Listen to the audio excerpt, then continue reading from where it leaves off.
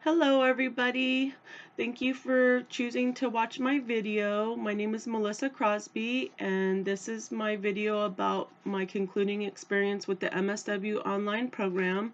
So my MSW online experience began with this letter of acceptance to the program, which I was very excited to get. And I now could continue on my journey to be a licensed clinical social worker, which is my final goal. And in the beginning of my journey, I worked full time.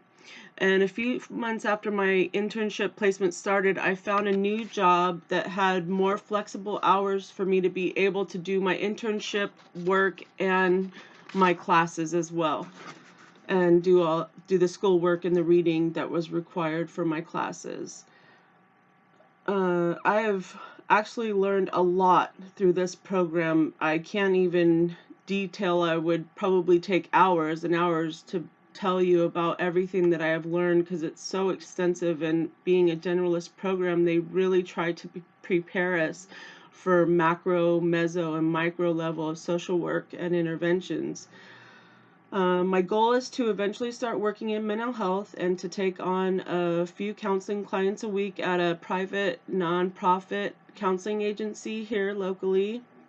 I've learned how to apply assessment, active listening, validating, mirroring, confrontation. I've learned how to apply the strength perspective to therapy. I've also learned a lot about cognitive behavioral therapy and how to use it with clients.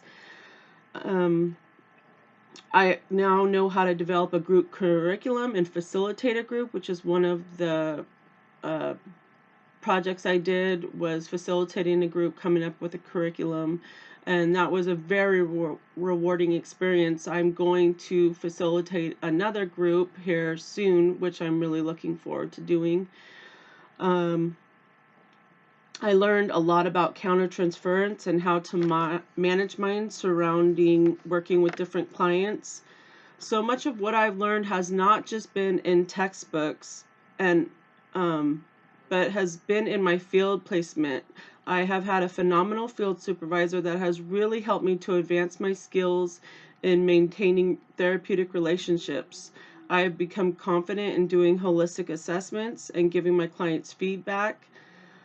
Some of the exercises I learned from the video tutorials in different classes I was able to use with clients, and they were great. I used one experience with baking soda and water with a 4-year-old client, and it was really visually stimulating for him. He could understand what I was talking to him about and how to help him regulate his emotions with this little experiment we did. And I've used many of the things that I've learned in tutorials in with clients, so they are really beneficial to watch the tutorials every week that the teachers are putting on there, that our instructors are putting on there for us. I've also learned what theoretical orientation I'm most drawn to, which is the strength perspective and cognitive behavioral theories I'm also more drawn to. Another important aspect that I've learned about being in a helping profession is regularly participating in self-care. I cannot stress how important it is to take care of ourselves, especially when we're in an online program and we're probably working. That's why we chose the online program. So we're probably holding either a full-time or part-time job, have families, have many different aspects of our lives that we have to take care of. So it's really important to have a self-care routine in place and to do something, a little something every day and something every week to take care of yourself. I mapped out a self-care routine at the very beginning of my MSW placement and stick to it and do something every week. And I try to do what's called a mini moment. I take many minutes in the day and I try to do something for myself. My next goal is to submit my application to the Board of Behavioral Science next month and receive my intern number so that I can start doing counseling with clients and also earning hours toward my licensure. One thing I would tell new students is to have a schedule and map out every week what is due, when it is due, and also to print out the assignment instructions and the rubric and to read it over before you do the assignment. Really try to get a feel for what the instructor is asking you to do in that assignment, especially if it's a paper. And also look at the rubric. It tells you a lot about what they're looking for in that assignment. Also, develop a to-do list of what you will accomplish every day for school, such as either reading assignments, discussion posts, papers, etc. Do a to-do list and set out time specifically in that day and schedule it for when you're either going to read or do assignments.